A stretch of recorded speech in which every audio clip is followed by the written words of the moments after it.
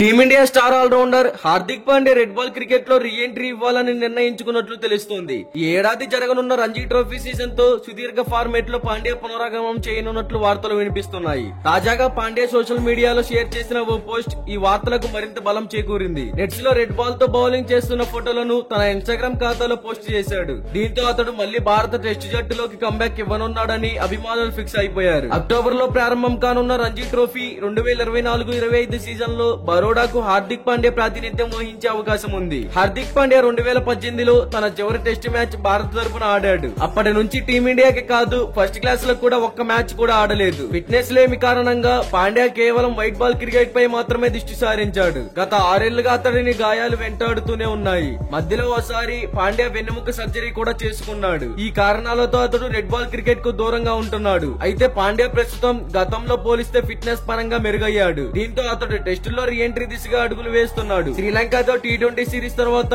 పాండ్యా విశ్రాంతి తీసుకున్నాడు. అతడు తిరిగి మళ్లీ స్వదేశంలో బంగ్లాదేశ్ తో జరగనున్న T20 సిరీస్ లో భారత జట్టులోకి రానున్నాడు. మరి హార్దిక్ పాండ్యా ఇండియన్ టీం తరపున టెస్ట్ మ్యాచ్ల్లో కూడా ఆడాలని మీలో ఎంతమంది అనుకుంటున్నారో కామెంట్ చేయండి. ఇలాంటి డైలీ క్రికెట్ అప్డేట్స్ కోసం మన ఛానల్ ని సబ్స్క్రైబ్ చేసుకోండి. Thank you for watching.